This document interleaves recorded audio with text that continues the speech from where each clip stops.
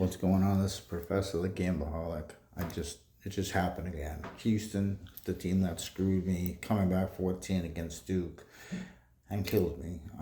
Just blew a 14-point lead against Florida and killed me. Like it's crazy. I feel like I know people like, oh yeah, I don't believe in jinxes. You really think that your bet changed everything? There's a million bettors out there. Yeah, I do. I have a whole conspiracy theory about that. That the whole universe is mine, and everyone else is just part of my universe, and everyone else has their own universe. But that's something for a whole other thing. So anyway, I'm gonna try to quit gambling after tonight. I said after the Super Bowl, and then of course, I'll do a March Madness bracket, which turned into me, blowing all my money on March Madness. I just got $1,400 like 4 days ago, and I'm already broke. It's crazy, dude. And the thing is, I don't bet to win. Like, I'll bet and I'll win. Like, my 7 to midnight games are like great. I always like win when I actually do research. But then I'll hit for like $600, and then I'll bet like a European game that's over in 3 minutes. It's so crazy, dude. I don't bet to win. They say the true gambler actually likes to lose. That's when you actually feel the dopamine, is when you lose. And I don't know if you guys remember too, for the money, Al Pacino goes to the GA meeting and says, oh, the true gambler doesn't like to win, he loves to lose. He never feel more alive when they're scooping in those chips. And it's true, dude, because, and it's like, since I know this, you would think, oh, why that?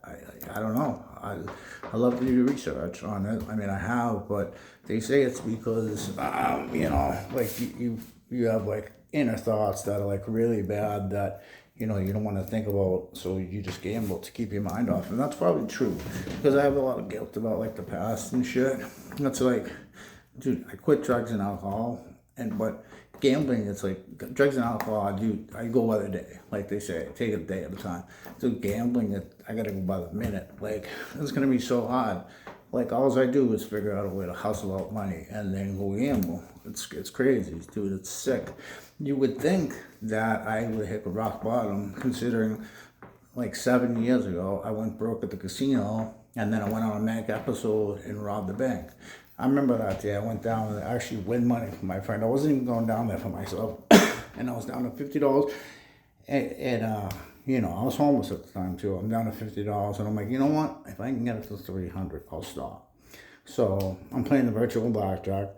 I have 250, and I bet 50, and I hit 300. Right? No. I put 5 on Master Bit Dealer, so I only had 295. A normal person stops right then, don't they? Not me. I lost everything after. Then I just went on Manic episode, and I'm like, okay, I gotta get a screwdriver because I gotta take license plate off one, because it's like 4, and dude, it's like 4 o'clock. Like, the bank's closed at 5, and usually I don't have a screwdriver, but my car is so bad that I needed to put the screwdriver in to get the charge, because the circles, like, I don't know what they call it, connected to the battery was, it didn't reach. So I'd have to have the metal on metal. So when you're robbing a bank, I mean, that's probably not a good thing to actually have to stick a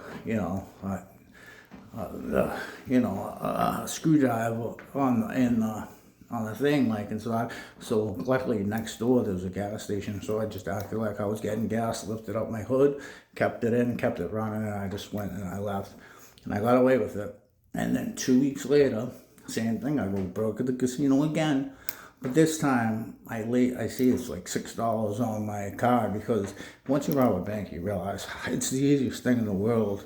And it's crazy, because it's like I finally got around to robbing a bank, and like, and a year later, not only are they giving me free money, dude, you're required to wear a mask. So then the second one, I get drunk after I go broke at the casino, and I write a note like, please be quick, no die packs. I'm sorry, it's either this or kill myself. I remember thinking, oh, it's either this or kill myself. That's awesome, because I can plead insanity when and if I got caught, which I knew I'd get caught. I mean, face recognition and stuff, but whatever.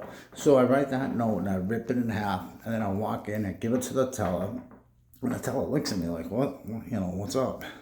So I look over, And I looked, dude, I brought him the wrong half of the note. Dude, I brought him the blank part of the note. Crazy. So rather than just saying, you know what I want, give me the money, I leave there and I went to another bank and I robbed that. And then like 2 weeks later, dude, I got a place, I got a hot girlfriend that lived in my building, and I got a job. And I got a job giving away the Obama phones. So I'm up in Market Basket working with my boss. I drive up there with the new car I bought from the first bank I robbed. I go up there and, dude, all of a sudden cops swarm us, dude. My boss is on the other side of Market Basket. We're up in Haverhill. She must have been like, what the hell? Had no way of getting back. They probably kept the purse in my car and everything. This is just the start of it. I'm going to tell you guys some serious, sick stories that you guys would be like, what the hell were you thinking? Why wouldn't you stop? But hopefully this is day one to stopping me, because I have to come up with something else or I'm going to end up killing myself.